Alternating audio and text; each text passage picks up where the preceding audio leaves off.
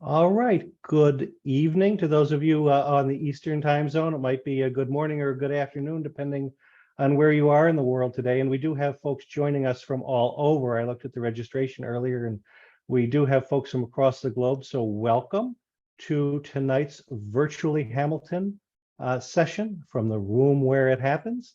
I am JD Ross, Associate Dean of Admission here at Hamilton, and I'm really so glad to welcome you all here for this exciting session.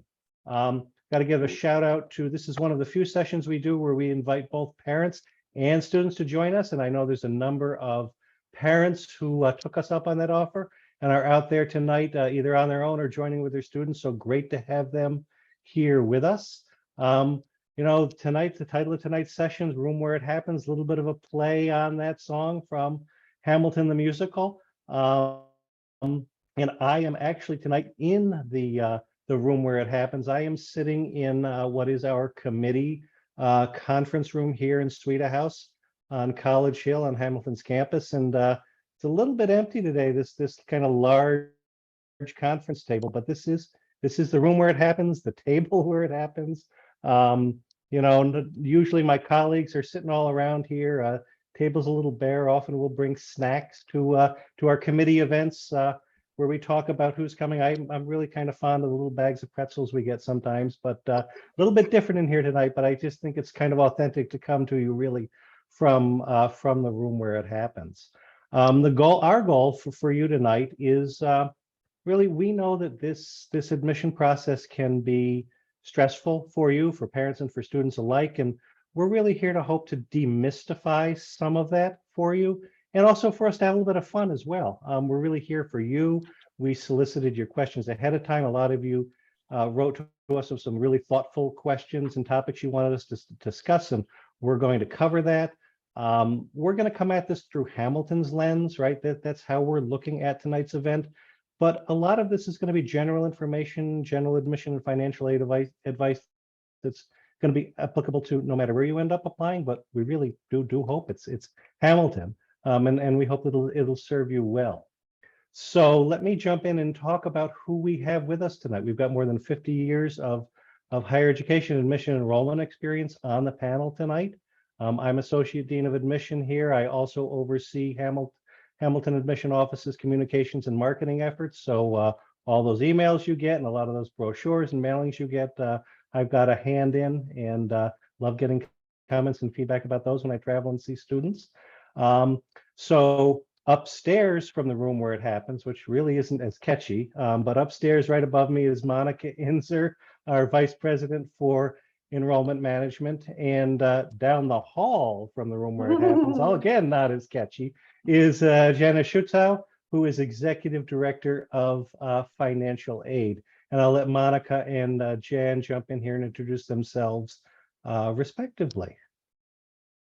Okay, welcome everybody. Happy to have you with us. And as JD said, I am here in the Suita House for Admission and Financial Aid, upstairs from the room where it happens in my office. Hopefully you can see my Hamilton pennant behind me. Happy to be with our students and parents and families tonight to talk and hopefully, as JD said, de-escalate what can be a stressful process. Our goal is to be as honest and transparent as possible with you, to talk through some of this stuff, as JD said, and it's a pleasure to be here with you. I have been at Hamilton for 19 years. I've been doing admissions and financial aid work for over 30 years, close to 35 now, probably aging myself here. And I've worked at a number of schools, different types of schools, from business schools to engineering schools. Liberal arts feeds my soul. And so I love being here at Hamilton and love this place like my own college. It's I'll just say, an honor to oversee the admission and financial aid processes here at Hamilton. It's an honor to admit the future of this college, and something we never ever take for granted. And I hope we get to convey that to you tonight and tonight's session. The last thing I'll say is I also come to you as a parent who's been through this process, and oh my, let me just say that other people's kids listen to me more than my own. How's that? I'll turn it over to you, Jan. Thanks, Monica. Hi, everyone. Thank you so much for joining us tonight. I'm excited to talk about my favorite topic, financial aid. So I could be here all night with you, but I know we're only on till 8. So I have joined the Hamilton College community 4 months ago. So I'm relatively the new panelist on the community, but I love it here. And I have been a financial aid administrator for almost 20 years now, my previous college. And I look forward to serving you, helping you, guiding you through the financial aid process. We and myself and my entire team are here to help and answer any questions you may have. So I'm excited to get tonight started. Great. Thanks, Jan and Monica. And like Monica said, as she is the parent of a college student, Jan had students through college, and I've got a daughter right now in her first year. So we are all, to your parents out there, we are all proof that the process is survivable. Yeah. You know, You can do it. the scars are a little hidden, but no, but you'll get through it. You can do it. You'll get through it.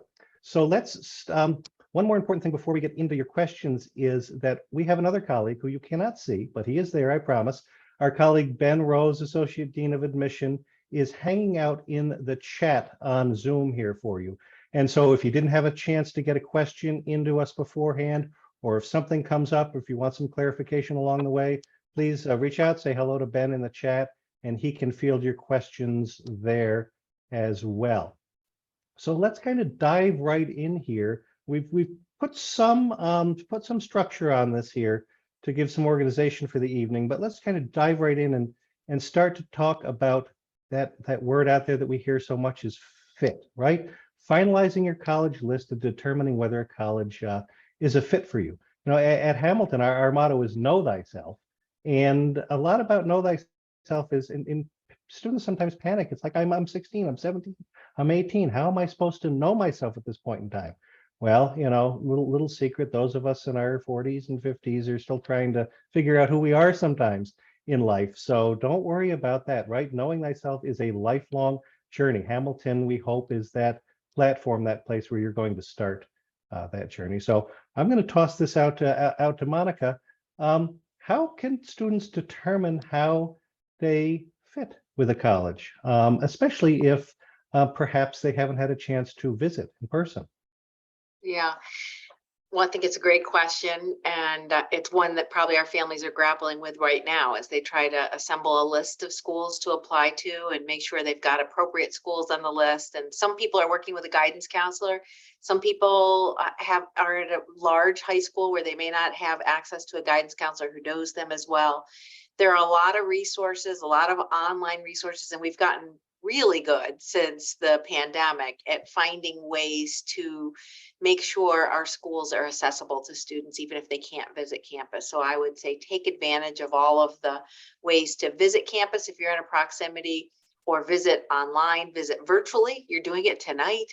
And it's a way to get a feel for a place. And though you're not with us in the room where it happens, you're getting to meet 3 people who would take care of your application. And particularly if you are someone who ends up on financial aid, you spend 4 years with the financial aid office and they get to know you and care about our students and families.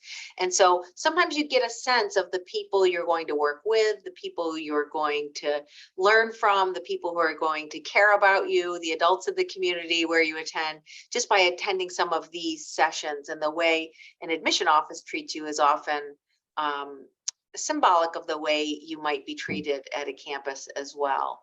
I would say get to know students as well. There are lots of online platforms with student panels or ways. At Hamilton we have to interview with our senior fellows who are all attending Hamilton and talk to students about their experience. We train them to be honest. We never want to recruit students who wouldn't be appropriate. We would like our applicants to be students who feel like this is a place where they could see themselves. And fit is where you might feel comfortable, or a place that may stretch you a little bit, a place where you think you can grow and become the best version of yourself. And also a place academically where you think you can thrive. And so you want to spend a little bit of time looking at the profile of candidates. And I know we'll talk a little more about that later, but there's a lot to consider as you think about the places you want to apply. But remember, when you're assembling a list on the front end, you're not choosing your college yet. You're just looking at places to apply. And there's still a lot of time to get to know the schools that you're considering. Great. And I think in terms of coming up with that list and figuring out which schools you're considering, we get a lot of questions around, what sources are out there? What do I trust, right? What is a good way to determine, is this the right kind of information I'm receiving about a college? And I will say one thing that I think is really important is look for what the college itself is putting out, right? We send you a lot of emails, we send you some brochures, we send you things in the mail, right? That's kind of primary source trusted information.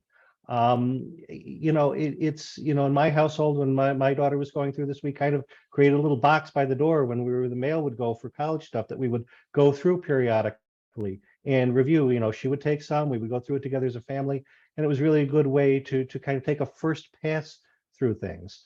But I will say there are a lot of sources out there that may not be great, right? You have some trusted publications on colleges and some trusted websites, but you've also got some out there that are really just there for advertising purposes too. And it takes a little bit of deciphering, a little bit of detective work to kind of find out where that good information is versus maybe that not so good information.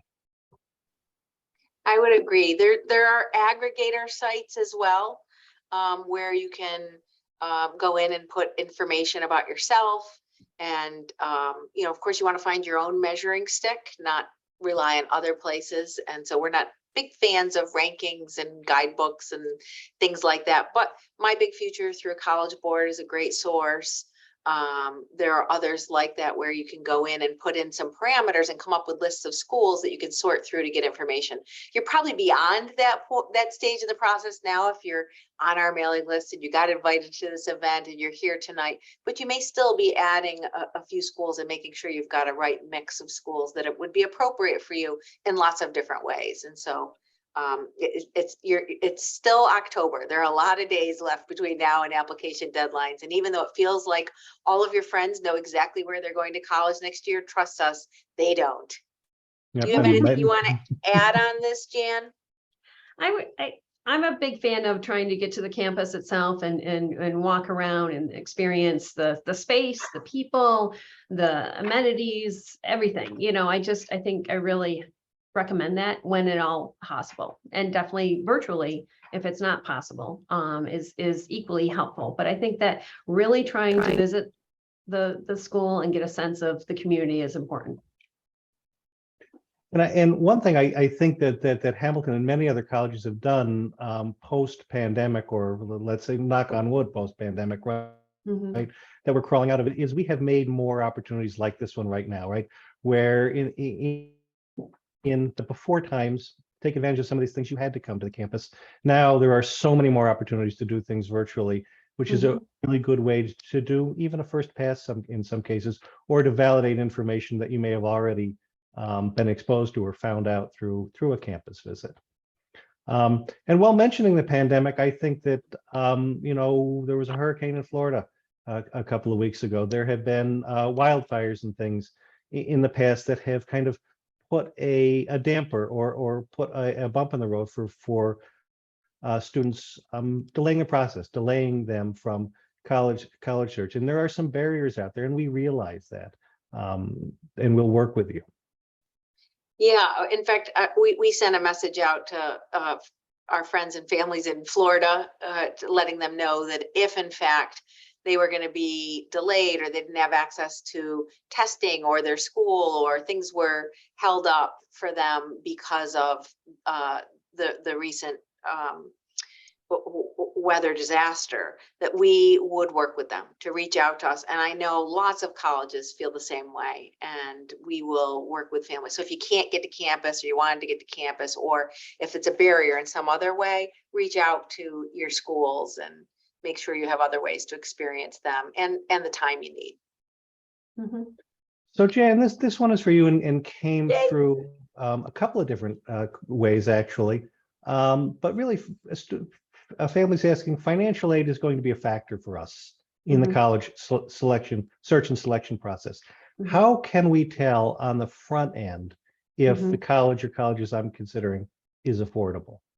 Great question. And thankfully, Hamilton has two awesome resources available to our families right on our financial aid web pages.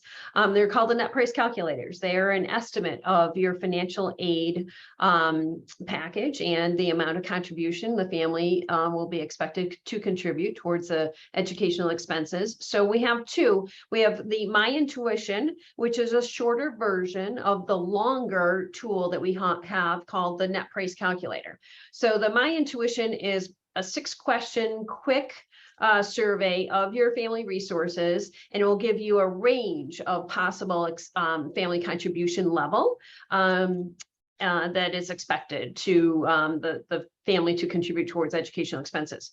A little bit deeper dive tools called the net price calculator. So if you use that alongside with your 2020 tax return information and or any W-2s, you'll have your resources available to you. You can answer the questions more intentionally, and that will give you a more specific number as per the family contribution number.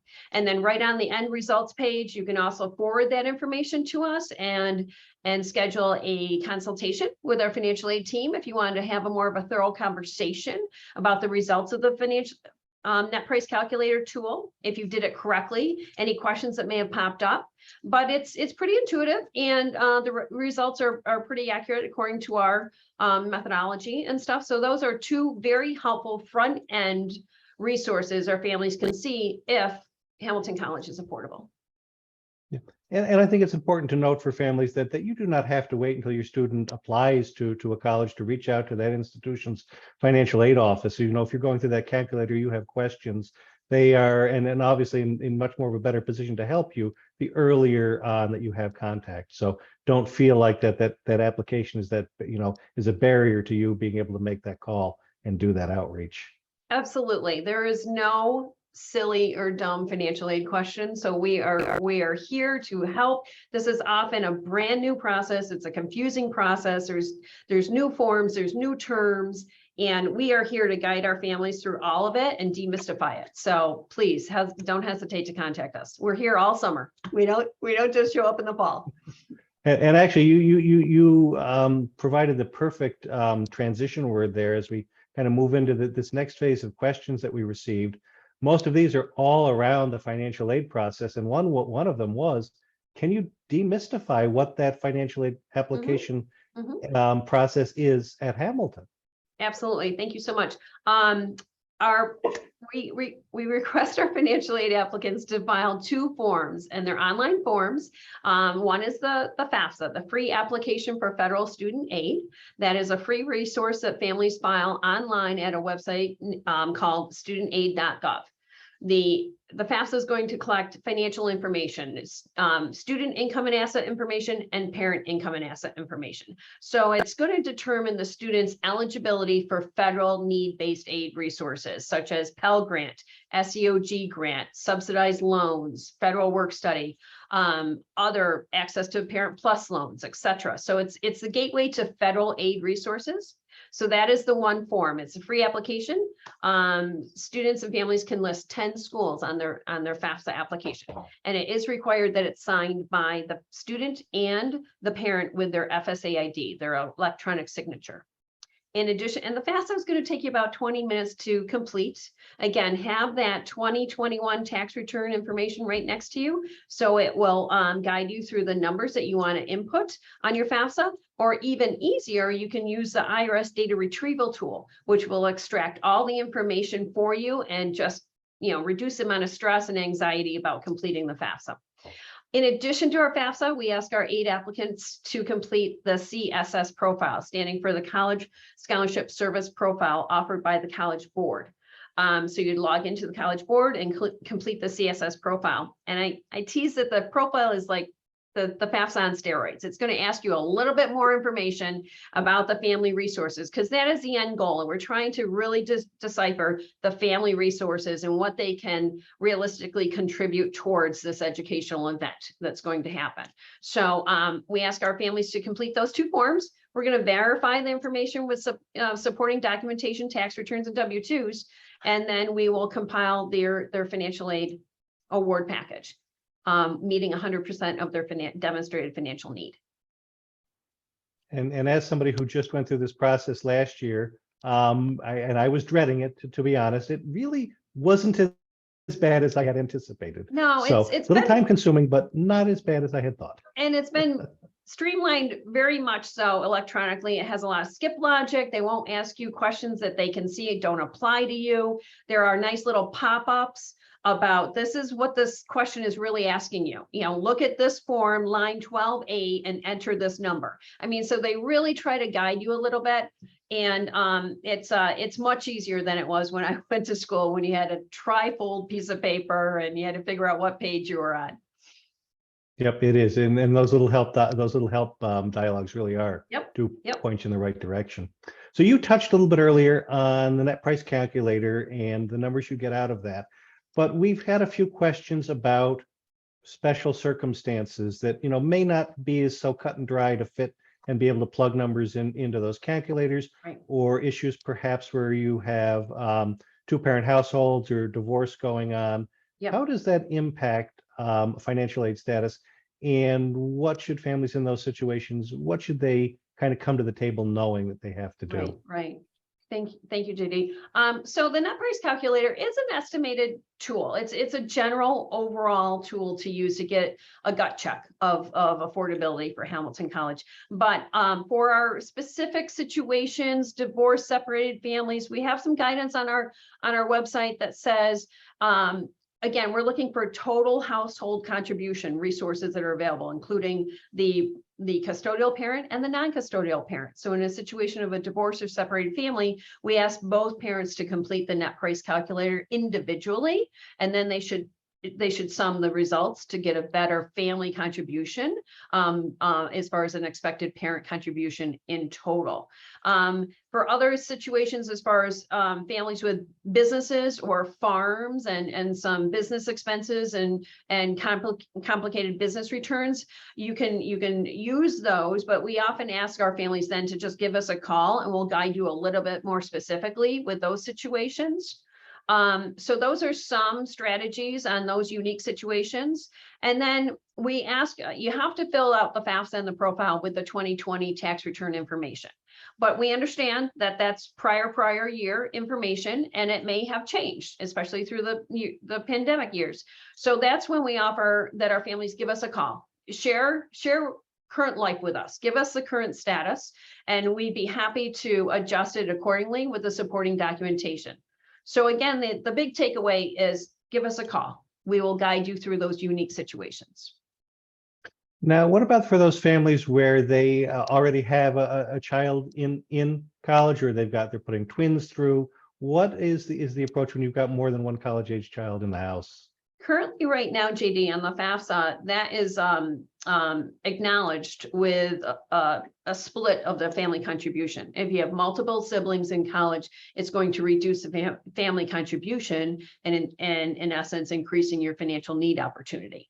That will be changing in the future years, according to some federal guidance that we're receiving, that the FAFSA will not be acknowledging multiple students in college. So, but the profile still is and will continue to acknowledge that. So we'll be continuing that approach. But just to be aware, we're reviewing a family's need every single year. It's not a one and done approach, and we copy it over every single year. So every year the FAFSA and the profile are going to be required, and we will review that unique,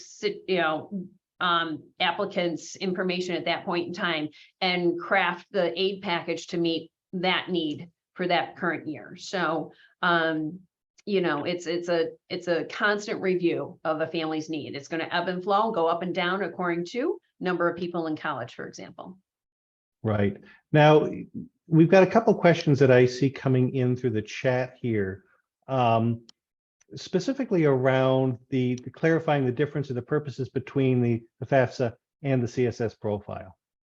Okay, the FAFSA is the federal form. That's the free application for federal form, which is basically going to determine the student's eligibility for federal resources. So the FAFSA is calculating an EFC number, an expected family contribution number. Could be 0, could be 500,000, could be whatever. It's unique to that family's resources and the information they're inputting on the FAFSA. So it's going to determine, again, need-based aid from the government, Pell. It's intentional to award our neediest families the free resources from the federal government. The profile, again, is extending some of those questions and some of that information that we're going to ask you as far as custodial parents and non-custodial parent household information. And we're going to be using that information to determine our institutional aid eligibility for our applicants and stuff. So we're using both resources for a combination of purposes, but does that answer that question? Yep, Okay. I think so. Mhm. So, yeah, and that's a kind of a frequent question that I often hear too from at the end of admission sessions too, when I open up to questions. So glad we were able to address Yeah. that here with a A quick with a larger summary is the group. FAFSA is determining eligibility. The profile is a wider lens of looking at affordability. Right. So, in terms of funds available and affordability and such, how does Hamilton during this process look at outside scholarships, maybe an employer tuition benefit or an outside scholarship that a student may have received? We encourage outside scholarships because I think they help the student. Our financial aid packages are going to be comprised of three main components: Hamilton grant, federal loans, and work study. Those are our need-based sources of aid. We don't offer merit scholarships or athletic scholarships. So our main sources of need-based aid are those three components. And as we receive new information and we ask our families to inform us about outside scholarships, we're going to first reduce our self-help aid, which is called the Federal Student Work Study Award amount and the Federal Student Subsidized Loan amount. That's considered self-help aid. So first we're going to reduce that component. And then if the outside scholarship is above and beyond the total of those two things, then we're going to reduce our Hamilton grant accordingly. It's our job to make sure that all sources of aid do not exceed the annual cost of attendance according to federal regulations. So we're always navigating those waters and adjusting things accordingly, and obviously communicating any changes to the family. Right. Another question that came in a couple of different ways, actually. So a family goes through the net price calculator, they get a number back, and it looks like they're not receiving any need-based aid from Hamilton, but the student still wants to consider a loan, federal student loan, Mhm. or work Mhm. study option. What do they do there? Should they still be applying for financial aid? Should Absolutely. they still be filling out those Yeah, forms? absolutely. Again, your FAFSA is your gateway to all federal sources of aid, and that is on need-based and not need-based aid, such as an unsubsidized student loan. A freshman, the maximum student loan per the federal guidelines is $5,500. $3,500 of sub interest-free and $2,000 of unsub interest-bearing. So if a student has, quote, no financial need for Hamilton grant and need-based aid, they're always eligible for the maximum federal student loan of $5,500 as a freshman. And a parent could also borrow a federal Parent Plus loan to offset the family contribution number. And again, a FAFSA is required to borrow a Parent Plus loan. So it's very wise. You never want to leave any aid off the table, frankly. So do the forms. Your first year is maybe your foundation year, and you say, okay, I'm not going to bother continuing to do them because and my income is pretty stable, and this is probably going to be my contribution number. But you never want to know. It's not that hard to fill out those two applications, and we will be the experts to review them for you. Right, worth the time to figure out what your figures are, for sure. Mhm. So students get the financial aid commitment award at the time they receive their admission decision. The commitment all 4 years? No, it's going to change according to the financial need of the applicant every single year. So we're going to review a student's need after receiving the FAFSA and the profile. So it could change slightly every year. If your income and resources are pretty stable, it may maintain, but we're going to meet your need every single year. So it could change. It's not an automatic commitment that it's going to stay the same. Right. And actually, great word there to kind of transition to my last question here in our financial aid section is need and Hamilton's status as a need blind institution. And Monica, I know this is something near and dear to your heart that we did a little over 10 years ago here at Hamilton. And I want to let you talk a little bit about what it means for us to be need blind and how the what that impact is here in the admission office. Thanks, JD, and thanks, Jan, for demystifying the financial aid process for our families. I know we've spent nearly half our time on this, but half of our students in Hamilton receive need-based financial aid. I know a lot of our applicants and parents, this is an important piece of where we started, which is fit, right? Making sure that you can afford the college is really important on the front end as you're applying. Half of our students are on financial aid. This year, we're going to spend more than $52 million on financial aid. And our average award for the students receiving financial aid is over $50,000. So this is not something we take lightly. This is a huge investment and priority for the college. And being a school of opportunity, a place that cares and meets, as Jan said, 100% need for families, is frankly the best part of my job and why I continue to do what I do. The need blind admission part is often confused as financial aid, but it's actually how we make admission decisions. And what that means is that the family's ability to pay our cost will not be a factor in the admission decision. And there are only about 3 dozen schools in the country that are need blind in admission and meet 100% need. So there may be some schools that meet 100% need, but when they run out of money, they run out of spots for people who need money, and they may not admit people because they need financial aid. And then there are places that might be need blind in admission, but they may not meet everybody's full need. So again, there are about 3 dozen colleges that can do both, and universities in the country, and we're one of them, and we're very proud of that. And I hope that those who aren't applying for financial aid are paying attention, because I think you want to attend a college that values diversity and equity and cares about bringing people together, providing them resources. And at Hamilton, if you end up here, you will know that every student in every class, your roommate, on your playing team, on the playing field, in your classroom, is there because they earned it. They're not there because they could afford to be there, because we're going to make sure everybody can afford it. They're there because they earned admission. And that's what this means for us. And I think it's an important aspect of Hamilton and what we stand for. Very, very nicely said. Thank you, Monica. So we are going to switch gears here a little bit and talk about some of the components around the application process. Going to one particular element that we do get a fair amount of questions. I hear a lot when I go visit students in high schools and when I give information sessions around standardized testing. So we are currently test optional during the application process.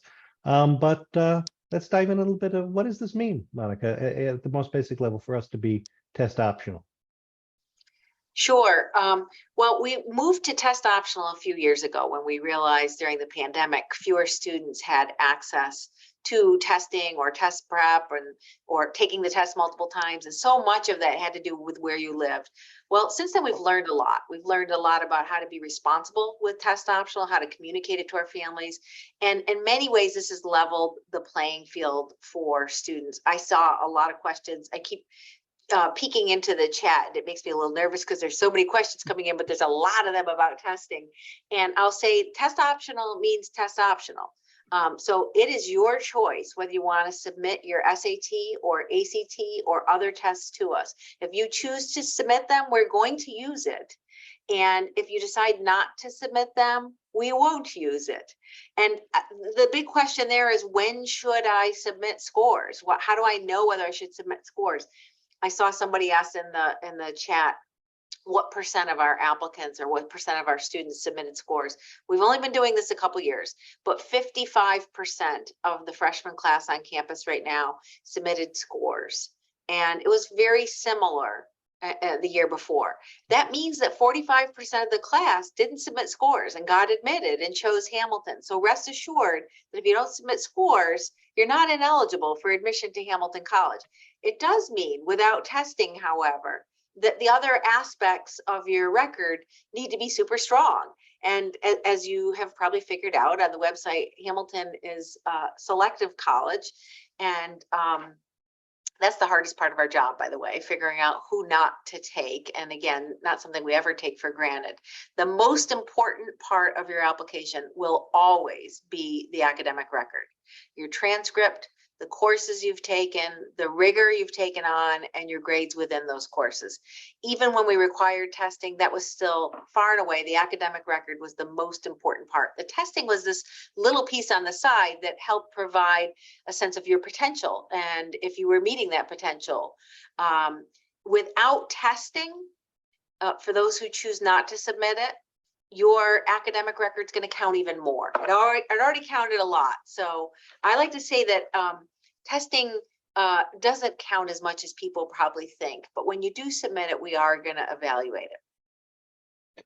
And I should add here that during the application process, it's completely fine for you to self-report your testing score. So if you choose to submit testing, if you want to make testing part of your application, don't worry if you didn't fill out the bubble sheet for College Board and put Hamilton down there. You didn't tell ACT to send us your scores. That's fine. During the application process, self-report your scores. If we admit you to Hamilton and you choose to come, don't worry, we will find you. We will get those official scores from you at that time. We have students who ask, should I super score? If you've taken the SAT or the ACT multiple times, send us all your scores. We'll take care of the super scoring for you on our end. And similarly, if you have taken the SAT and the ACT and you're saying, well, which one of these should I give to Hamilton? Give us both the ACT and the SAT, and we will choose the one that puts your application in the best possible light for you. Yeah, I'll jump in here too and say one of the questions we get is, how do I know if I should submit my scores or not? How do I know if they're good? And I know that gives families more anxiety. By making this optional, we're trying to make this easier for you and take away a stressor. And in fact, that paralyzes some families who wonder whether they should submit scores or not. We are not providing our SAT averages or our middle 50% on our website. If you go out there, you won't find them. And the reason is that we don't feel like they're representative of students. And if we shared with you the scores right now, because they're only for 55% of the class who chose to submit them, we think they're inflated and we're not sure they're representative of the class. When we did require testing, our average SATs were into the 1400s, but we would admit students who had 1200s and we would turn down students with perfect scores. So I want you to know that we don't have a cutoff. There's a wide range. We're looking at this within the context of your overall application. And at the end of the day, your academic record is still going to carry the day. So my advice is, if you think your scores are representative of your ability and you're proud of them and you feel like it's going to enhance your candidacy to consider them or send them along, then we recommend you do, and trust us. Sorry, we care about energy and sustainability here. So our lights go out if we don't move often enough. So trust us with the scores and know that we're going to look at them responsibly and as only one small component if you choose to send them. Great, thank you. So moving on from the testing bugaboo, which is very important and which was I wanted to make sure we covered that first. But moving on from testing, let's talk about some of the other things that make up an application and go into the selection process here in the room where it happens. First of all, Common App or Coalition application, right?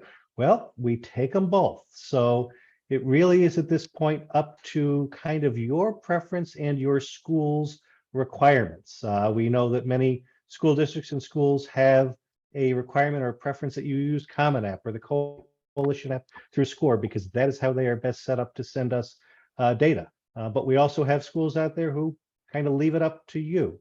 And I will say that they are both fine platforms and both great ways to get your application to us. And we look at them equally the same. There's no benefit for you to pick Common App over Coalition App, for instance. Agreed. And another question that I get usually following, well, how do I apply, is, does Hamilton have supplements to the application? Well, yes, we do, but they are not part or will not be found within Common App or Coalition App. Those actually happen after we receive the application from you. So, I'll use Common App as an example. You add Hamilton to your list in Common App, you go through, you fill it out, you hit the submit button, you get that screen that pops up with the confetti and it says, congratulations, you've applied to Hamilton.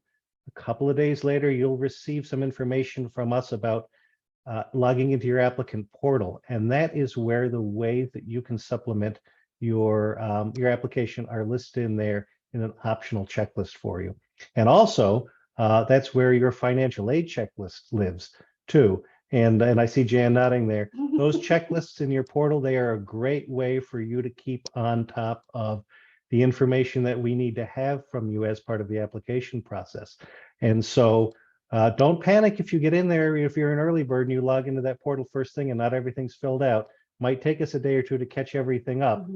But after a couple of days, if there are things that you think we should have and we don't, that are required parts of your application or your financial aid, that's when you can start making inquiries, calling us, getting in touch with your school counselor and making sure we have those things that you need. Monica, you want to jump in and add a little bit around the supplements? Sure. You know, supplements is always a big question from families, and they want to know everything in advance. And I want to make sure people don't think that we're holding back or hiding something from you. We're actually trying to remove barriers and make applying to Hamilton as easy as possible. So when you submit your application through the Common Application or the Coalition, everything that's required from a student will be sent to us at that point. So the application, the essay that's part of the application, all the member questions that we ask are there. And when you submit and pay your fee or get a waiver, you have submitted your application to Hamilton and you will be counted as an applicant. The checklist that JD refers to is very important because this is where you'll manage it and make sure other things that you may not be responsible for, like your teacher recommendation and your transcript, arrive. They're your responsibility, but you may not be physically sending them. You'll want to be checking that regularly. The supplements are optional. So some schools will put it in the Common Application. We are letting you do this after you have submitted to Hamilton. And it's not just an essay supplement. You can upload a video for us. You can give us a website where instead of writing a paragraph about how much you love dancing, you could show us a video of you dancing, and that might be more interesting for us too. And so we've given you a variety of ways to do that, including an art supplement, a music portfolio. So ways that you can enhance your application are there. They are not required. There are students who get in every year who've done none of those. But if you think that it would enhance your application and you'd like to submit some additional things, then we encourage you to do so. And I had a student one year who put a Spotify playlist in that additional information, said, you should listen to the Spotify playlist while you're reviewing my application because it shows a lot about me. Now that Spotify playlist was about 2 hours long, and we don't quite spend that long on each application, but I will admit I did listen to it for a bit while we were going through. Yeah. Yes, and I did think it was very creative. So this time of year, we hear a lot of talk about, and this word again, a holistic admission process. And I think, and I see Monica and Jan laughing, it's a word we hear a lot around here. And it's one that, you ask 5 different people, you might get 5 different responses. But how does Hamilton, Monica, kind of look at a student's application, and what do we consider that buzzword, holistic?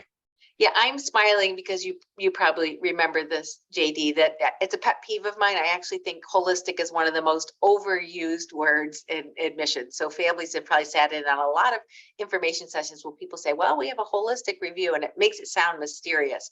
And in fact, it's a responsible word. What we mean is that there's not one thing that helps get students in. Of course, I already said the most important part of your application is the academic record.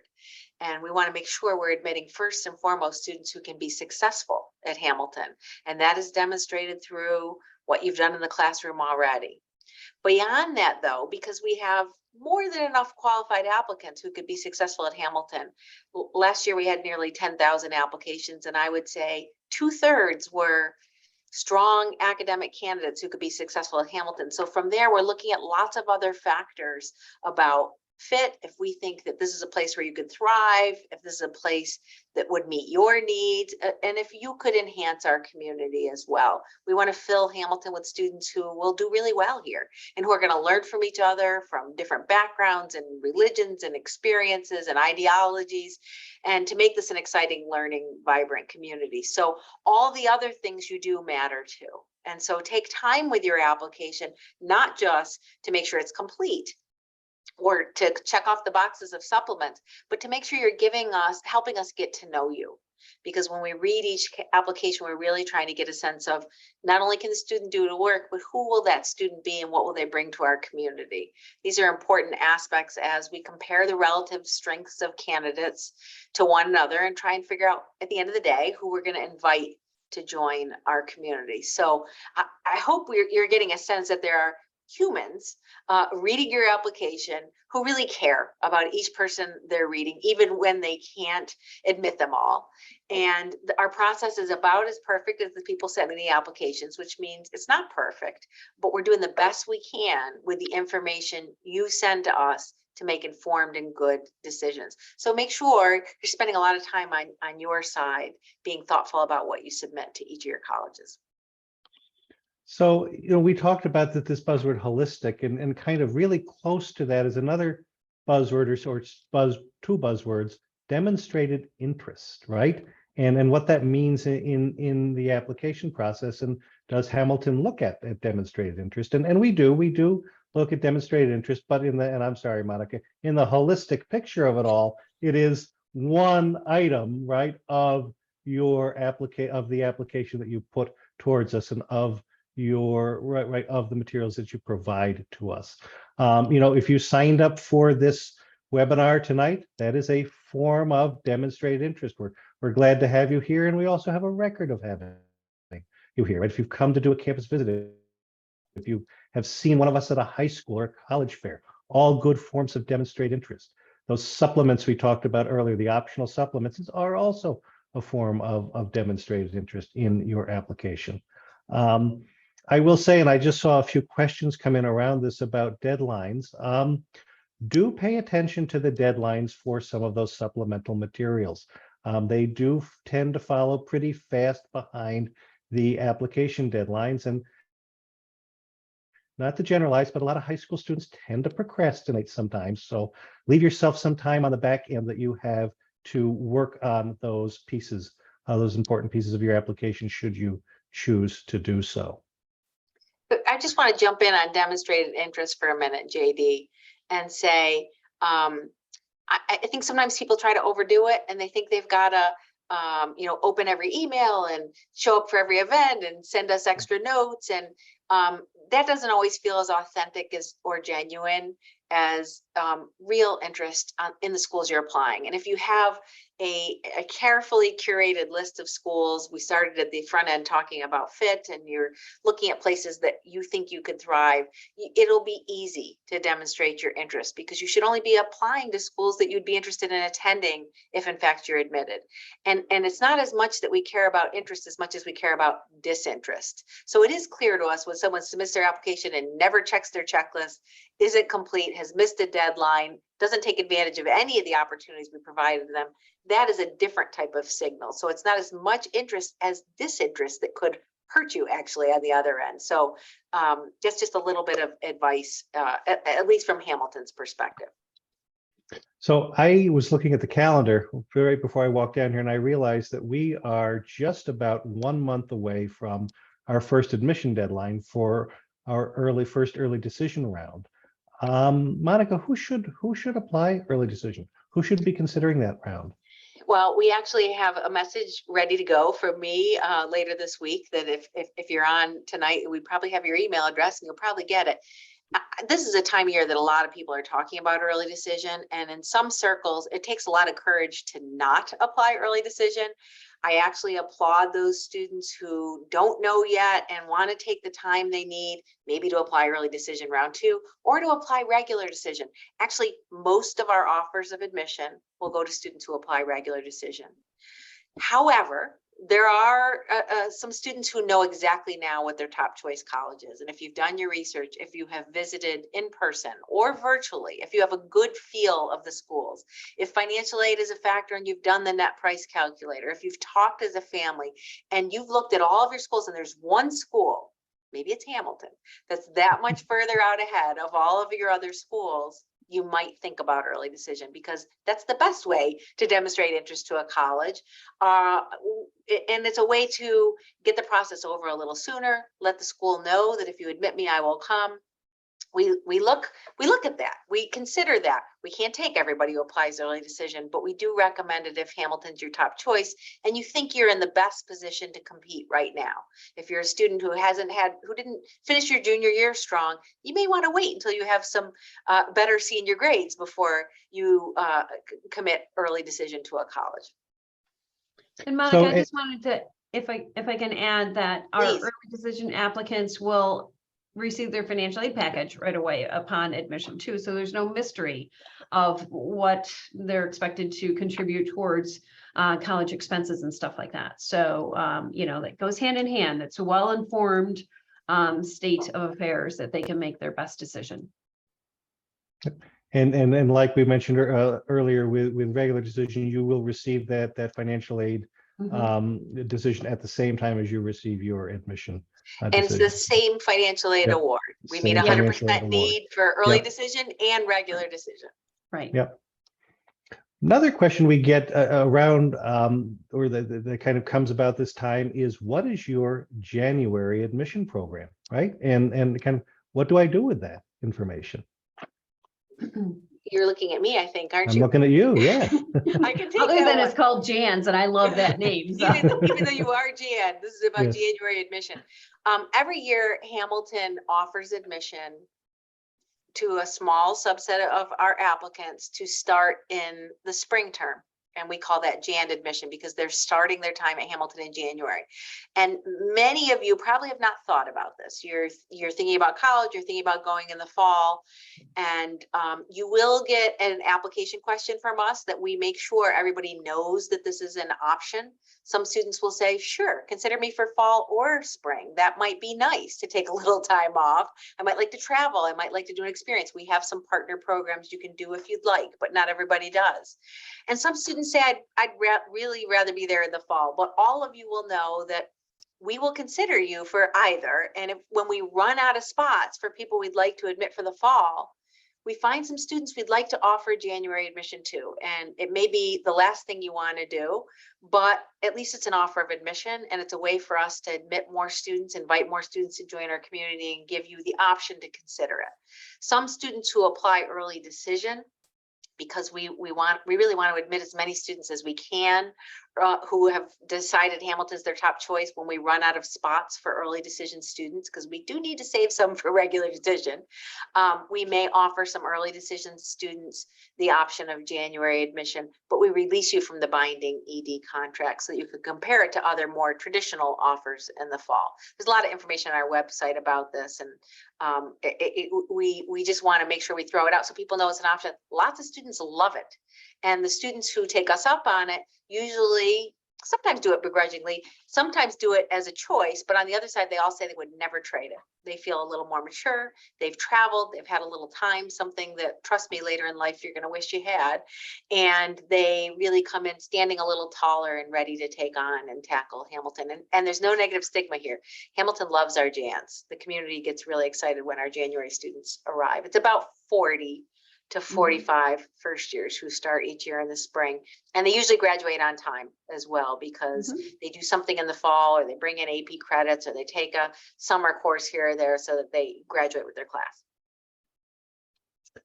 And kind of one last question to wrap up the application selection portion tonight. And something you mentioned earlier, Monica, as being the toughest part of this job is deciding who we can't take. What do we say? What do you say to students who don't get in but really love Hamilton? That is the hardest part, for sure. I have a few things to say. One is, give yourself a day to be sad. If Hamilton's, any school is your top choice, you don't get in, it's okay to be sad. I know there are parents listening, and I want to say, this is as far as failures in life go, this is a pretty safe one. And students may not get into every college they apply to, and parents, they're taking their cues from you on how to navigate failure. So it's okay to be sad for about a day, but you pick yourself up and you move on, and you usually have a plan. Most families approach the college search process with a plan. Stick with the plan. If you don't get into a place early decision, stick with your plan. You know you've got a range in the list of schools, and move forward. And usually we find the students are much more resilient than their parents. If Hamilton is the place that is your top choice and you don't get in, we have a lot of students who reapply as transfer candidates after a year. They go off and say, I still love you, and I am getting really great grades in college, and I want to demonstrate my interest again by applying again. And we admit a lot of those students because we really want to find a spot for students who love Hamilton. So if that is the case, and if after you get all of your options and Hamilton isn't one of them, and you still want to work toward Hamilton, let us know. We'll work with you. We'll set some goals, and we'll map out a plan to try and get you here as a transfer candidate later. We are just about out of time, but I did want to go through a quick lightning round for us to give some, parting advice on our way out of here.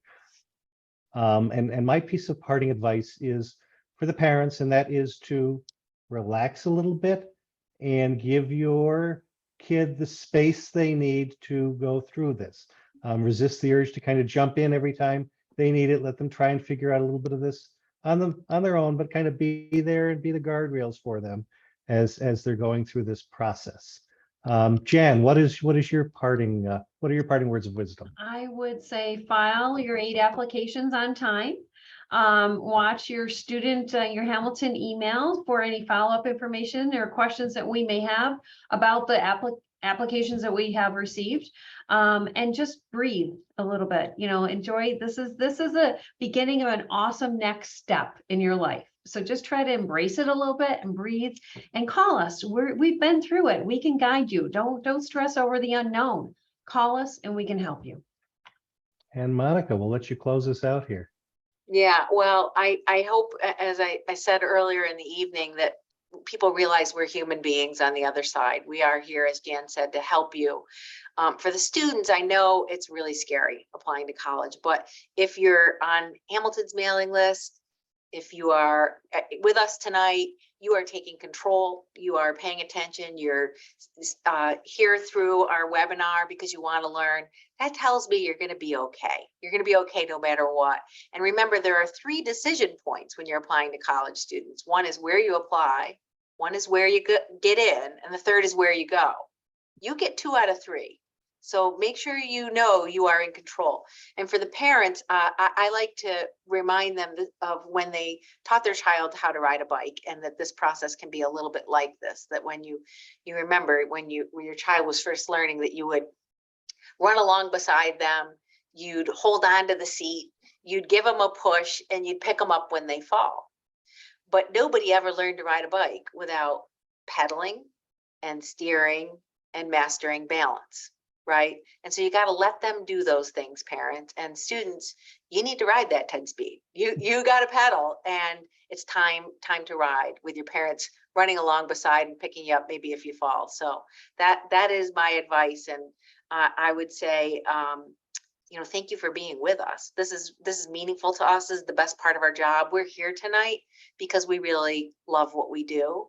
And we're here for our families. So, well, there goes my light. I guess that really is the witching hour. JD said at the beginning that we start the process with know thyself at Hamilton. And I would say that's probably parting wisdom as well, that really think about where would be best for you as you embark on this really, really important journey, and hopefully a fun adventure as a family. Thank you, Monica, and great analogy there with the teaching your child to ride a bike. Thank you all out there for joining us tonight. I really hope that this was helpful for you. We have next week another Virtually Hamilton session, this one on tips for writing your college essay. So if you have not gotten around, or if you're still working through the final draft of that college essay and you want some advice, join me and my colleague Nikki Barron and Anna Wise. We will be here next week, 7 o'clock on Tuesday. You'll get some reminder emails soon about that. Sign up and join us. If you haven't been to campus yet, fall is a beautiful time to see us on College Hill. We still have leaves on the tree. They're really pretty. So come over and take a look around. And we all wish you the best for your applications, for the rest of your college search process. And to steal one more time from the Hamilton musical, don't miss your shot. It was great being here with you all tonight. Thanks again. Bye all. Thank Thanks, you. everyone.